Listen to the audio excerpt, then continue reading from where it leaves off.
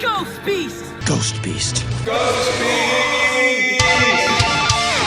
Hello and welcome to Ghost Beast! A horror podcast. I'm Todd, joined by my wife Becca. Hi, Becca. Hey. Last night we watched Saltburn from 2023. This is directed by Emerald Fennell, who also made Promising Young Woman, which is a movie I've heard a lot about that we really need to see. Yeah. So I've heard a lot of people talking about whether this movie is even really a horror movie. I've seen it going kind of both ways, and honestly, I think it's horror in the same way that like Parasite is horror. Yeah. You know what I mean? Like it is a drama mostly, but especially toward the end, it does get like very stressful and I mean, I would say that at least towards the end, it's a horror. Yeah, it definitely goes in places where I'd say like, yeah, I could consider it a horror. And honestly, as a horror fan, I will claim everything is horror, so I don't give a fuck. Yeah, well, I mean, there are some exceptions. Yeah, I guess so. Yeah. But anyway, I was thinking in the beginning of this movie, I'm like, is this really a horror movie? And then it was like, oh no, yeah, it is. It gets there. Yeah, we can't say a lot about that without spoiling things, but I guess you could say it's about it's like it's in the UK, I guess. Yeah, it's supposed to be like two boys that meet at Oxford. Yeah. Yeah. And there's some kind of a budgeting romance, maybe. Budding? There's some kind of budding romance, maybe. Yeah, that's how it's like proposed, sort of, in the beginning.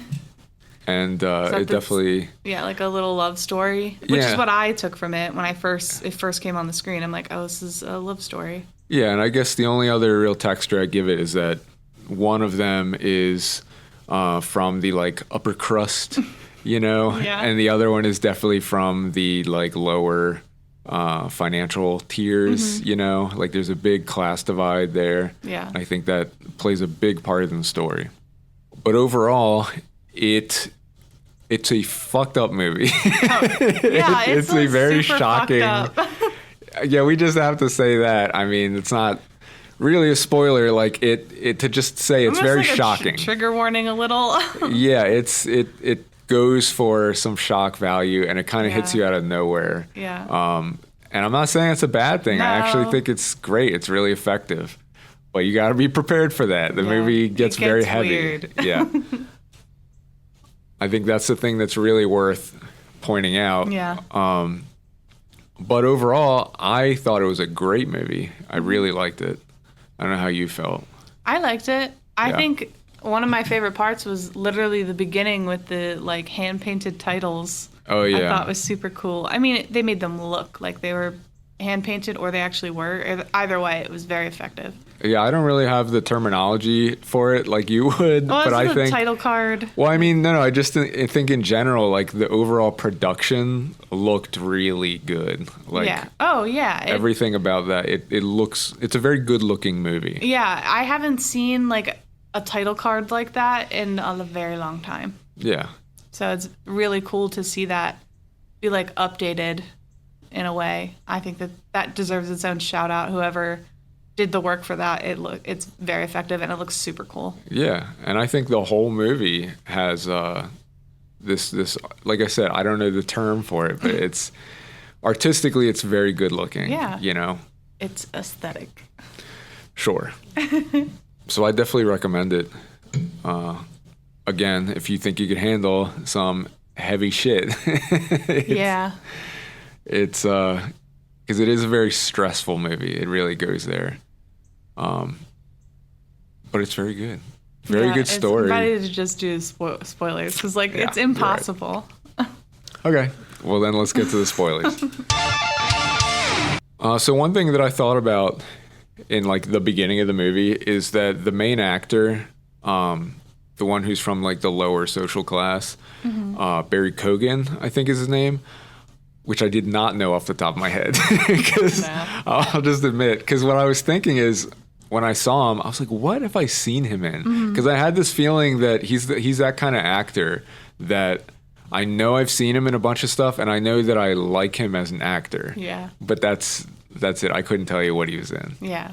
I mean, we looked it up, and it makes sense. Yeah, he was in a lot of roles where he kind of disappeared. Yeah, he's in a lot of really good roles, and he's very good at becoming the character instead of just an actor in the movie. Just he's good at literally like becoming a new human. Yeah, that's what you were saying when we were watching the movie, and that made sense.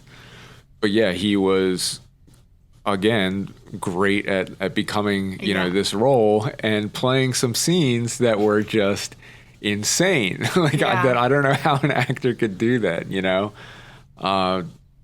Maybe he should be getting looked at for like best actor. Like seriously, he's like insane. But yeah, they gotta stop snubbing horror and look at his performance. But it's a very interesting story when he gets kind of taken in by this guy from the aristocratic family. Mm-hmm. Is that what you call it? Is it aristocratic? I think so.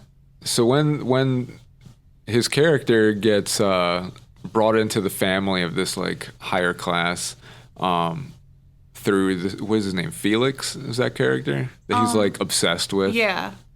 It's interesting right away when they go to the estate and you're seeing how like different that their lives are, and it's insane. Yeah. Seeing this house that there's that shot where they're walking through all the different rooms, and some of the rooms don't even seem to have any purpose. It's just so massive. I thought that whole depiction of that world and what it was like being in that world, like how you don't have any responsibilities or anything. It's like you're playing out a play every day. Yeah. The way that they built up his character, did you think that Oliver like was actually this boy? Or are we in spoilers? Yes. Okay. God, I was like, this is gonna be a big spoiler. Oh yeah.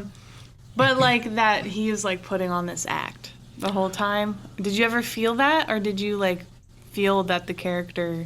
I think they kind of tricked me early on. I think I was tricked early on too. There was like a red flag moment where I was like, wait a minute, I think he's lying. Yeah, I think it felt genuine, and that's when it felt the most like just a regular, romantic drama. Yeah, and what's weird about this like genre flip that's happening, I feel like that's happening a lot in movies lately, for sure. And I don't hate it. I think it's really cool. Yeah, it's very cool. Because in Saw, it was really great that it went from a drama to a horror. I think that was really cool, and it seems to be a trend, and I'm totally okay with it. Well, I think it especially works for a movie like this, where going into it, we'd heard that there was like discussion around it. I could not have told you what it was about, like at all. So going in completely blind, it really does take you for a ride where it's like, okay, where is this going? Like the movie, because the movie up until that point is still fascinating. Like it was really fun to watch, even though it's not a horror movie. There's not a ton happening. It is just following this kind of romance. Yeah. And I guess it isn't until he discovers he like catches him in a lie with his family, because remember he said that his dad passed away, and that's kind of what got him in emotionally with this family. Yeah. And when you discover that's a lie and there's all this other stuff he lied about, it does like turn it on its head, because it makes you reevaluate the main character completely after that. Which is a really crazy way to like show character development, is to almost like regress and like because by the end of the movie your opinions obviously changed on this person who you thought was this sweet innocent kid who was just like trying to fall in love. Yeah, it really starts flipping everything on its head, and when you see how manipulative he is to try and get in their good graces. Yeah. But it does show, I guess, how like addicting this lifestyle is. Yeah. And how like this rich family, it seems like they bring in people as like pets to keep around because they're just so fucking bored, I guess. And it turns into a thing where they want to do whatever it takes to like ingratiate themselves, and so they can stay there longer. Yeah, because it seems like everyone that gets caught up in this family, there's like a side of them you see like do not want to be there, but also this need to like have enough money and everything, so they just stay and embarrass themselves. Yeah. But it definitely gets sinister like really quickly. Oh yeah. When he starts really showing his hand, getting very aggressive, like getting aggressive sexually with the family, and turning that eventually into having them killed off one by one so he can like completely take over the family. But it is interesting because when you look at it in that way, that it's just him trying to like worm his way in and take it all from them. Yeah. To the point where he kills his love interest, Felix. Mm-hmm. But then there are scenes that show like he seems legitimately obsessed with Felix. Yeah. You know, I mean, there's a whole scene of him like having sex with his grave. That was toward the end of the movie, insane. which that was so crazy. Jesus, yeah.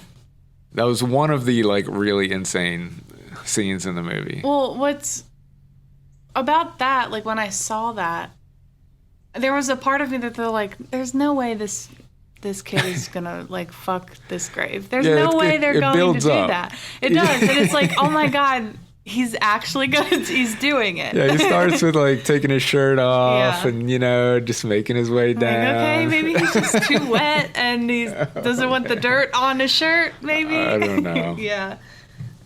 Yeah, it's wild. I'm not even going to talk about the fucking drain scene. People have to just watch that for themselves.